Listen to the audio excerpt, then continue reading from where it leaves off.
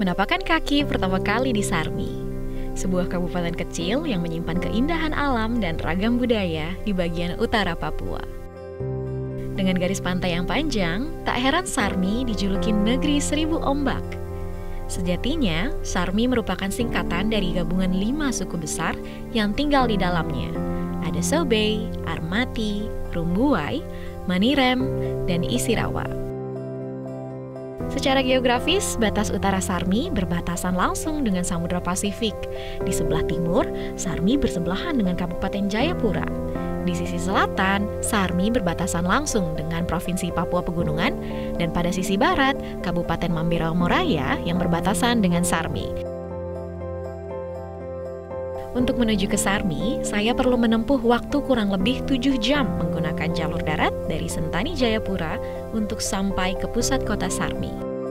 Ada alternatif lain melalui jalur udara dari Jayapura. Namun sayangnya, penerbangan ke Sarmi hanya sekali dalam seminggu di Bandar Udara Mararena. Akses jalur laut menggunakan kapal perintis juga ada, namun sayangnya hanya sekali dalam 5 hari. Dengan luas 18.000 km persegi, bukan hanya kaya akan keindahan alam dan adat istiadat Papua.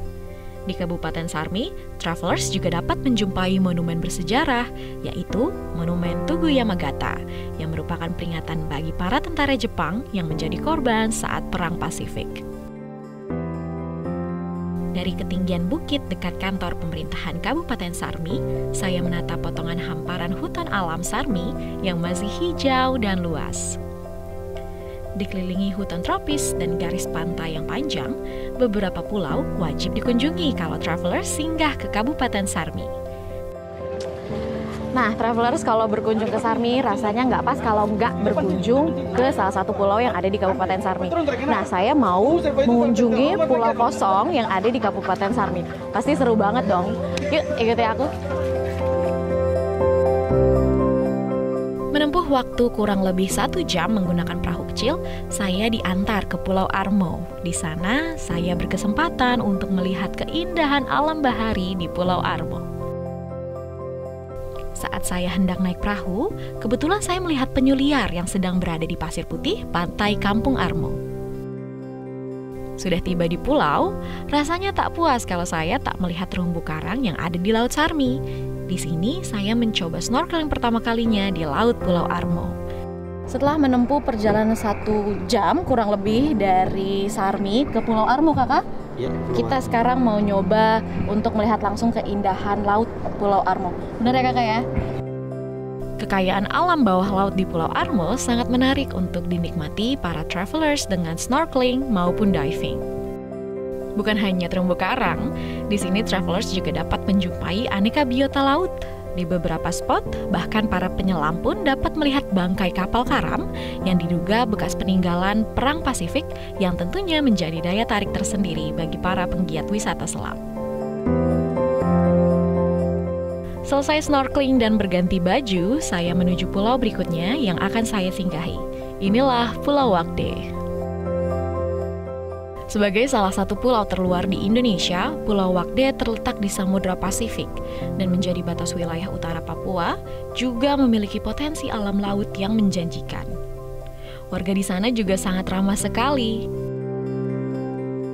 Kalau di sana, tiap pengunjung yang baru datang akan disambut dengan ritual setempat dengan mengoleskan pasir pantai ke wajah sebagai wujud tanda diterimanya pendatang di pulau tersebut. Mata pencaharian utama warga kampung di Pulau Wakde ini adalah mencari ikan di laut. Kegiatan memancing menjadi pemandangan khas sehari-hari di sana. Kebetulan saat saya berada di sana, sedang ada perlombaan. Saya pun melihat para warga yang antusias mengikuti lomba mancing dengan alat tradisional yang sederhana. Tapi yang berkesan buat saya adalah saat saya diajak langsung memancing ikan oleh warga setempat. Menggunakan perahu sederhana, Papa Seth menunjukkan kepada saya seperti apa biasanya ia memancing. Saya menggunakan umpan udang untuk memancing ikan. Sehari-harinya, Papa Seth dan nelayan-nelayan setempat pergi memancing pada malam hari hingga kembali di pagi harinya. Hanya dengan menggunakan alat pancing sederhana seperti nilon dan batang bambu, Papa Seth mampu membawa pulang jumlah ikan yang banyak. Biasanya Papa Set bisa menangkap ikan kerapu, tenggiri, dan kakap merah. Kalau ke Papua, pasti identik dengan makanan tradisional. Sayang rasanya kalau saya lewatkan begitu saja tanpa mencicip makanan di sini. Tetap di Journey ya, travelers!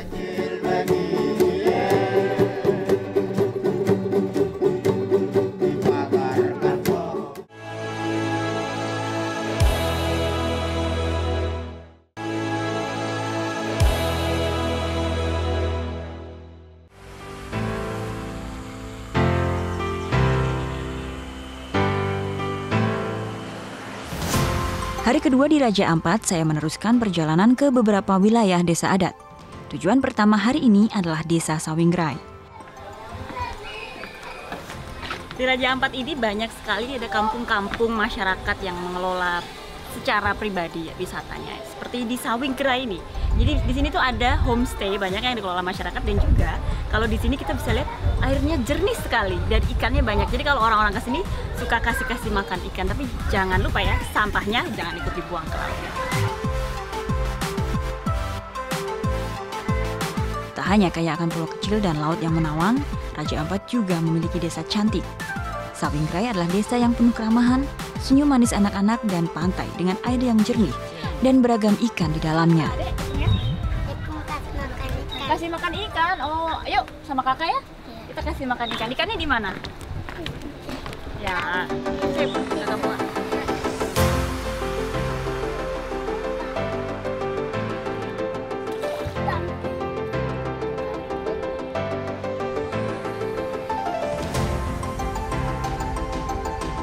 Memberi makan ikan menjadi kegiatan menarik di desa ini. Warga sekitar akan memberikan makanan berupa adonan terigu.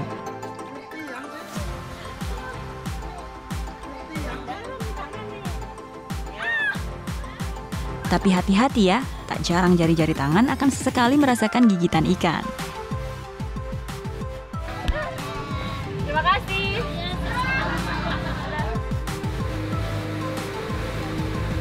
Puas bermain dengan ikan di Sawingrai, saya melanjutkan perjalanan ke Piai Nemo, Raja Ampat.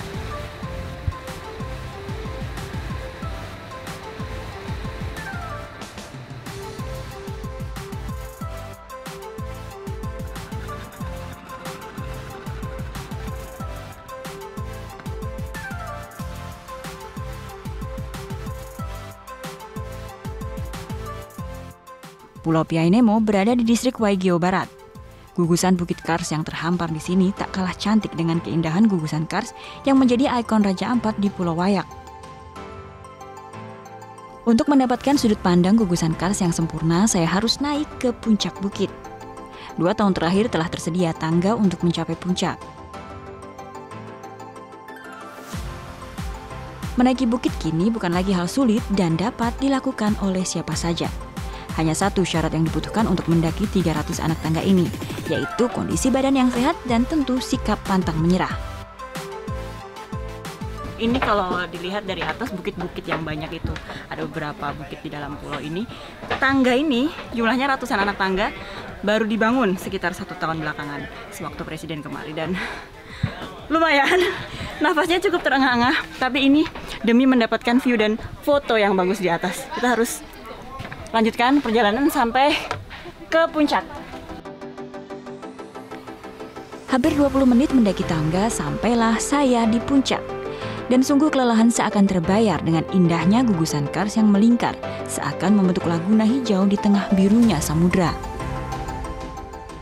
Tak heran jika Piai Nemo sering mendapat julukan sebagai Pulau Wayak Mini.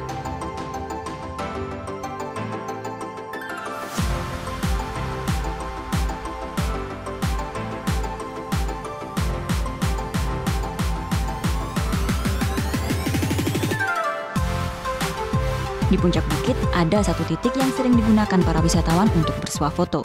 Disinilah saya mengabadikan keindahan Piai Nemo.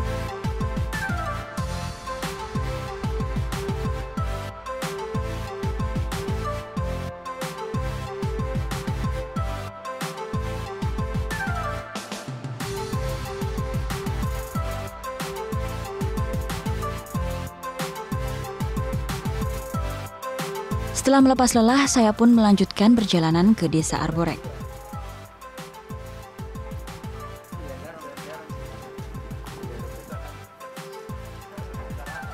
Desa Arborek berdiri di atas sebuah pulau dengan luas hanya 7 hektar. Pasir putih menghampar menjadi alas kaki dan terlihat menutupi seluruh permukaan desa. Untuk mengelilingi Desa Arborek hanya dibutuhkan waktu kurang dari 30 menit. Jumlah penduduk pun terbilang kecil, tak lebih dari 300 jiwa.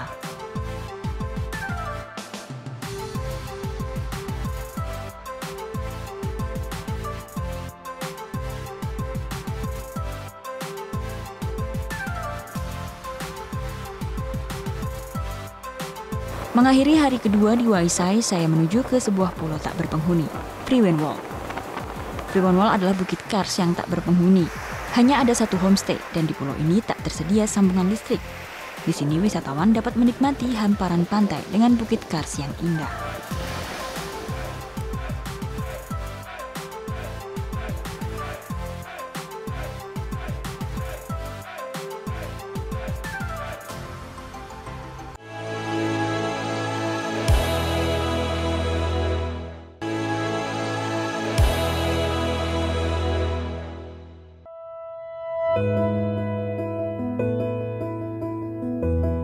Satu lagi pesona alam menawan di Kabupaten Jayapura. Di antara padang rumput yang luas, riukan bukit, tersimpan cinta dalam Mvote. Secara alami, danau ini tercipta menyerupai bentuk hati, sehingga warga sekitar menyebutnya Danau Love. Salam cinta dari Sentani Timur. Kali ini aku akan berkeliling di Jayapura bagian timur ini untuk melihat nih kerajinan tangan, terus juga tempat menginap dengan pemandangan yang sangat cantik. Tapi sebelum berkeliling, aku mau menikmati dulu nih Danau Love dari lahan Mvote.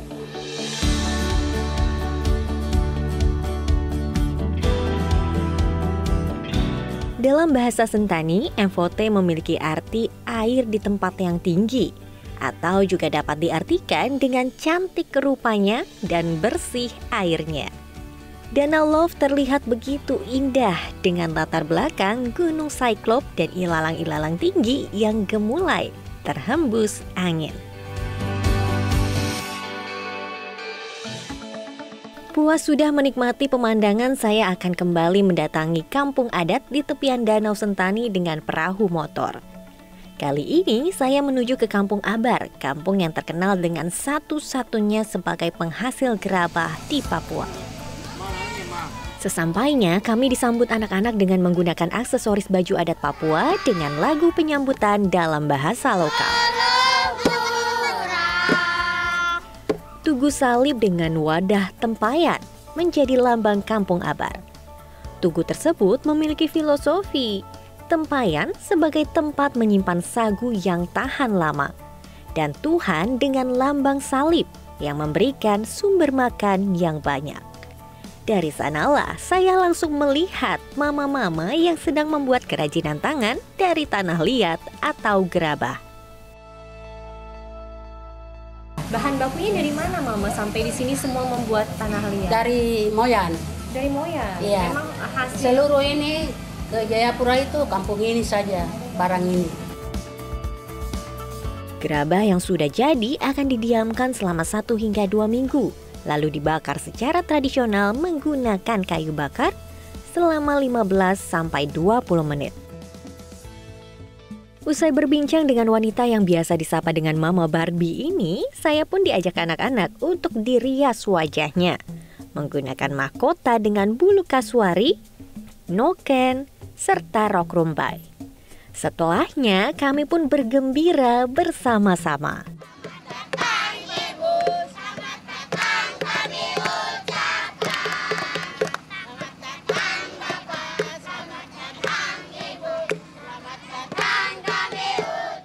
Dari Abar kami kembali beranjak ke kampung adat lainnya, yaitu Kampung Babrongko untuk melihat salah satu prosesi adat setempat.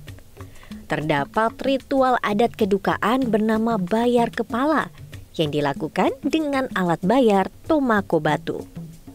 Ritual ini yang menjadi kekhasan dari Sentani dan beruntungnya saya yang baru pertama kali mendengar bayar kepala dapat melihatnya secara langsung.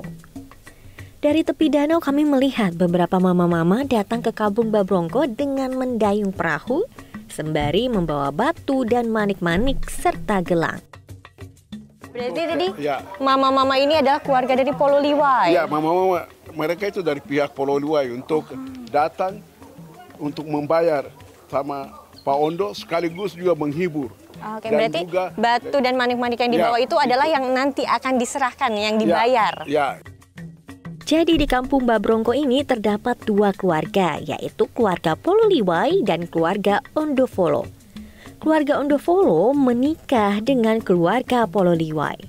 Karena salah satu dari keluarga Ondofolo ada yang meninggal, maka keluarga Pololiwai harus melakukan ritual bayar kepala kepada keluarga Ondofolo. Perwakilan keluarga menjadi bagian penting dalam ritual tersebut. Oke, silakan Bu, mari ambil tempat langsung bersama kami. Ini kami lagi pembayaran harta kepala dari saudara kami yang telah meninggal beberapa waktu lalu. Dan kebetulan dia adalah turunan raja atau turunan ningrat dan peranakan. Kami merasa diri bahwa sebagai kepala suku wajib membayar suatu tanda sebagai ungkapan rasa syukur dan mengangkat harkat dan martabat dari saudara yang kami telah meninggal kepada Bapak Ondo. Saya sebagai kepala suku pihak pembayar dan pihak penerima adalah Bapak Ondo Api yang ada di sebelah kiri Ibu ya. Karena anak yang meninggal itu dia tua harus dibayar pakai gelang. Ini eba itu suatu tanda bahwa pembayaran dinyatakan sah. Itu dengan eba. Batu ini tidak bisa sendiri, dia ditemani oleh ini namanya kimani. Ritual adat ini pun ditutup dengan syair lagu yang dilantangkan dalam bahasa setempat sebagai ungkapan rasa syukur.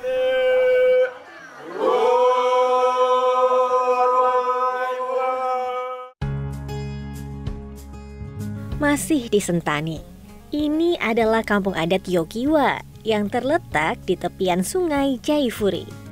Sungai ini disebut sebagai napas Danau Sentani karena menghubungkan Danau Sentani dan Sungai Tami serta Laut Pasifik. Sepanjang sungai tersebut pengunjung juga wisatawan dapat berjalan di atas jembatan kayu sepanjang 240 meter, berenang, memancing, ataupun sekedar beristirahat di gazebo yang sudah dibangun oleh warganya. Tak jauh dari lokasi terdapat homestay Aliaka di tepi Danau Sentani. Homestay dengan nuansa kayu dapat menjadi tempat beristirahat yang tenang karena jauh dari keramaian. Nah, tadi itu adalah kampung adat yang ada di Kabupaten Jayapura. Semuanya sudah mendukung fasilitas untuk pariwisata. Contohnya di tempat saya berada ini dengan adanya penginapan dan pemandangannya sangat cantik dan menjadi tempat terbaik untuk menikmati sunset. Jadi di sini kampung adat sudah semakin maju untuk memanggil para wisatawan datang ke Kabupaten Jayapura.